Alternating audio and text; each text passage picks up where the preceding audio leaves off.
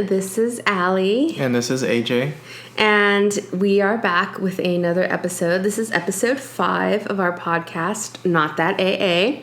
And I want to take time out to wish everyone a happy Valentine's Day or happy Single Awareness Day. Mm-hmm. And if you're listening to this after Valentine's Day and you didn't realize it was Valentine's Day and you're wondering why your girlfriend's not talking to you anymore, that's probably why.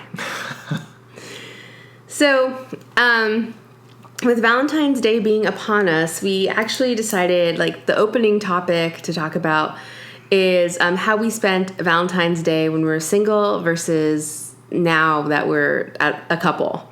So, do you want to start off? Let's see. Did I ever really celebrate single? I think it was just another day to me when I was single. Valentine's Day usually fell on a weekday. So unless it was a weekend, I usually had school or work or something. At most, I'll maybe go to Costco and buy one of those sad little looking pre-made plates and eat the whole thing by myself. I'll be like, serving for 4? Sure, I'll eat that all on my own. And besides that, pretty much just, low-key video games and cook myself something. Maybe order a pizza. That's cool.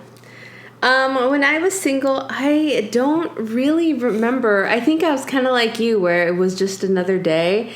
I never had any particular venom towards it. I know some people who are single, they absolutely hate Valentine's Day and they're 100% against it, but I just really didn't care. And like you, I had school and work and other commitments, and so I can't recall any specific events.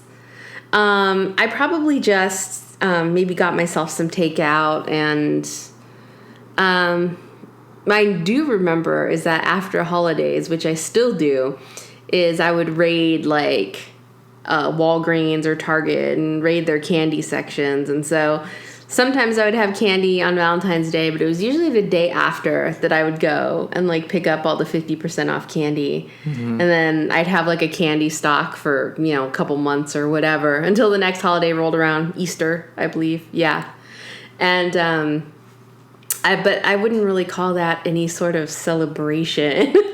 So I have a friend who really loves those marshmallow chick things, Peeps, I think they're called. Yeah. Yeah, so I remember going with him to Walgreens. I think it was 3 days after Valentine's Day. Mm-hmm. And all the marshmallow Peeps were I think it was 10 cents each or something. Uh-huh. And I think we walked out with whatever was left in the store that day. Literally, we bought 30 boxes of Peeps. Oh my God. And it was sad because one of the single lady that was working there was oh, I wanted to buy some. And my friend's I don't care, it's all mine. Too bad. You snooze, you lose. But I actually, speaking of Peeps, I like all the flavors that they've come out with. Mm-hmm. I must admit the Valentine's Day Peeps are my least favorite because they don't have the hearts. And they don't have any particular flavor. They'll say they're strawberry or something like that, but it's really just the colored sugar. Mm-hmm. But I like the ones around Easter and sometimes around Christmas, the ones that have chocolate on the bottom. Mm-hmm. I really like that. Let's see, what was my favorite? I think it was strawberry vanilla or something. I think it was around Christmas maybe that they had something like that. Probably something like that. Yeah. The one that I liked, I think it was also caramel apple. I think they might have had a caramel apple one with caramel on the bottom. Was that more Halloween? I think that was a Halloween flavor. Yeah, it's sad that we know this. I know. Eat too many Peeps. That's why I have so many cavities. Don't eat too much candy, kids, or else you're gonna end up with messed up teeth like mine. They're straight. For aesthetic purposes, they're straight and they're pretty white. But, I have cavities and fillings and crowns and all that other shit, probably from eating too much candy. Yeah, it happens.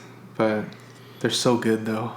They are good. And the thing is, Peeps, since they're mostly air, they actually don't have that many calories. It's a perfect dieter's food. Yes, yes. It's so deceptive because I mean, they're so good, and then you look and they're like, what, 15 calories each, and it's like, oh, this is so bad. I can eat like 3 boxes of this, no problem. So I saw like there was a YouTube series like trying to figure out what Peeps really are. And they used all these crazy chemical solutions and they couldn't dissolve Peep, and they're like, oh my god, Peeps are indestructible. Like, it's not sugar. They like did all this test to see if it's like sugar or It should be sugar, right? Because it's marshmallows, and like Martha Stewart on this one episode, because she makes her own marshmallows like for everything, and I thought she used just sugar, and I don't know what else I think used. if you made it yourself, it has real sugar, but like the ones they sell on the shelf, the bulk of the Peep is not actually made of sugar. It's carcinogenic chemicals. Whatever it is, it's not sugar. That's why it's only 15 calories. Probably. I mean, everything is so full of chemicals now these days, and it makes me laugh when people are like, oh, don't eat meat, it causes cancer. Don't eat bacon, it causes cancer. Don't eat too many, I don't know, heads of lettuce, it causes cancer. Like, really... I mean, basically, I think everything is going to cause cancer. Literally, at one point in time. The day the WHO announced that bacon causes cancer, I went out and bought like a pack of bacon and ate it all by myself. I was like, I don't care. Fuck that, health officials. But, I mean, yeah, that's like one thing. That's, to me, like, you only live once. I don't want to say YOLO because that's like completely played out and ridiculous.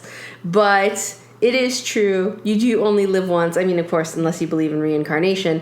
I personally don't. So there are certain things that I'm absolutely unwilling to give up. And I know someone was mentioning, because I like sashimi a lot. And some people were talking about how, like, you know, the fish has high mercury, et cetera, et cetera. And I'm just like, I don't care. I love sashimi and sushi. I don't care what's in the water. I don't care what's in the fish. It tastes really good. That's all I care about. It can't be any worse than back in the day when they put lead in fuel and everyone's breathing lead pretty much every day. Yeah. So. That's true. I remember when there was leaded gasoline. I mean, yeah, because I, like, way back, like when you go to the gas station, you could choose regular or unleaded. Yeah. But now everything is unleaded. So that is interesting. I had almost forgotten about that. It's like you'll have less engine knocks, but cancer for everyone. So, yeah, that was a huge environmental issue back then. For those of you that are interested, I think there's a documentary on that. Do you remember what it's called?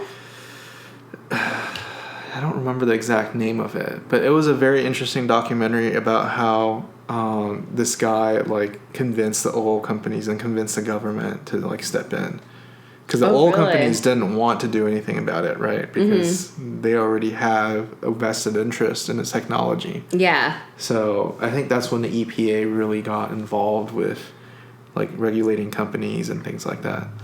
Interesting. So, I think I watched this. I think the guy might have died before like they ever make any headway with that, and it was after he passed away that all the regulations were passed. That went through. Yeah. Oh wow, that sounds interesting. I have to watch that. I personally like watching documentaries a lot. I mean, the one the one on Scientology was kind of creepy. Is that the one on HBO? Yeah, that was the one on HBO. And I like historical ones a lot, you know, about like the monarchs in Europe and stuff like that. The ones that, you know, ruled like 300 or 400 years ago. Yeah. I always think those are interesting. My favorite show was Unsolved Mysteries. Oh my god, I love that show. sad when they discontinued that. Like, sometimes it would be like really creepy, but it'd be like interesting creepy. I liked the ones that had the update at the end. Yeah. Because then they'll be like, oh, on this episode, you know, we were looking for, you know, X, Y, and Z person. And it's like, update. They've been found in, you know, Tallahassee, Florida or something like that. And I always thought that was really interesting. I always thought, too, that the sketches, the police sketches. Mm-hmm. I always thought that those were so creepy. Mm-hmm.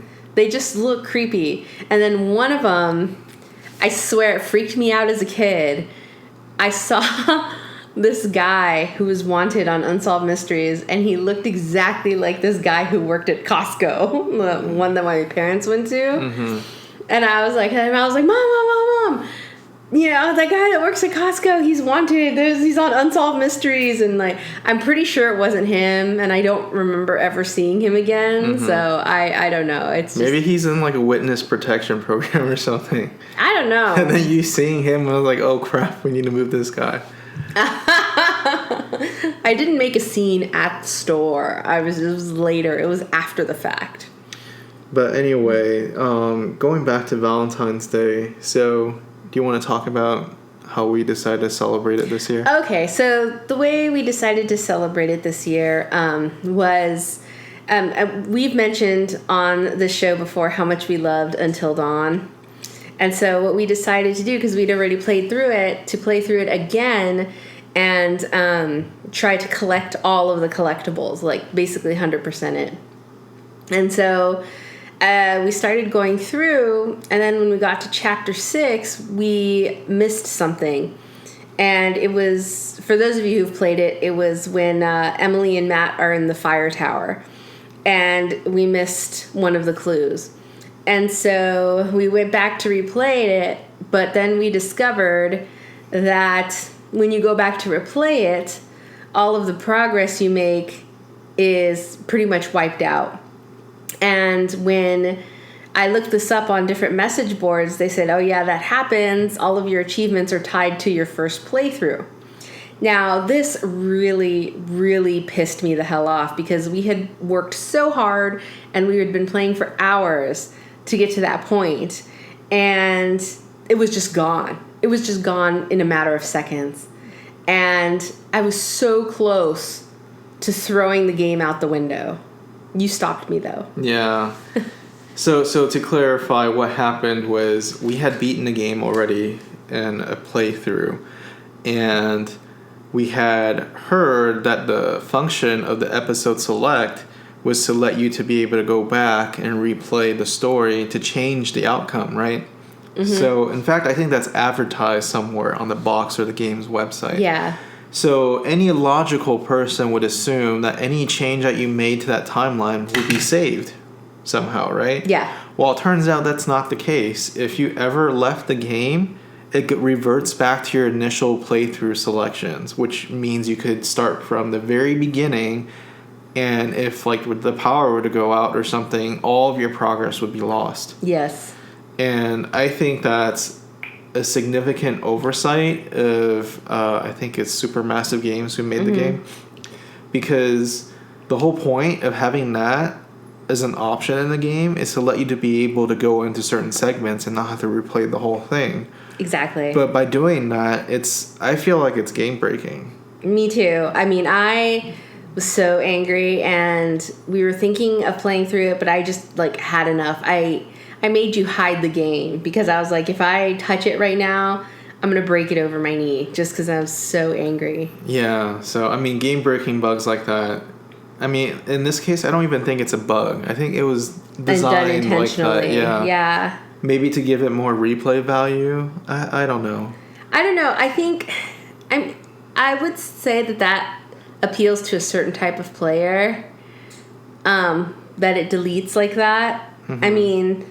like, to me, I'm more of a casual player, and I try to play when I get the chance. And so to have hours of progress just gone, just really, I mean, it's ridiculous. I mean, there's so many ways to save this problem, right? So the easiest would be to let you manually save. Mm-hmm.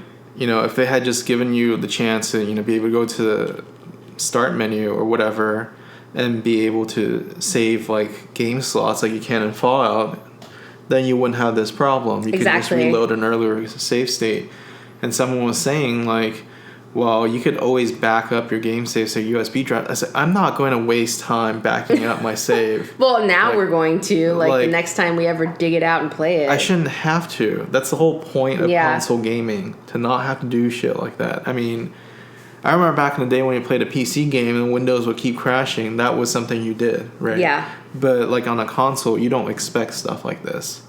So it is. It's pretty ridiculous. And so if you guys have ever come across, game features like this that totally spoil the game for you, please let us know in the comments. We'd love to hear about it.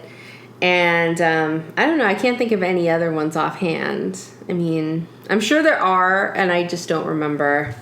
I don't remember the names of all the games that I've had game-breaking bugs in, but I think the first one that comes to mind is when we were playing Prison Architect. Okay. So, I mean, obviously it was an alpha for a long time, so you expect there to be bugs, but I think it was a lot worse with Prison Architect because you sunk a lot more time into that game.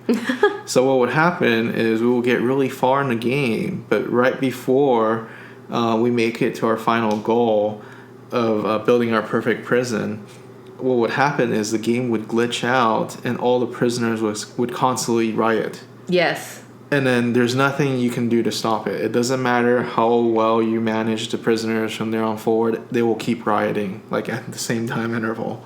Yeah, and the thing is, I know they fixed that glitch too. Yeah. It's just that it got so frustrating we pretty much stopped playing. Yeah, which reminds me, it's coming to the PS4.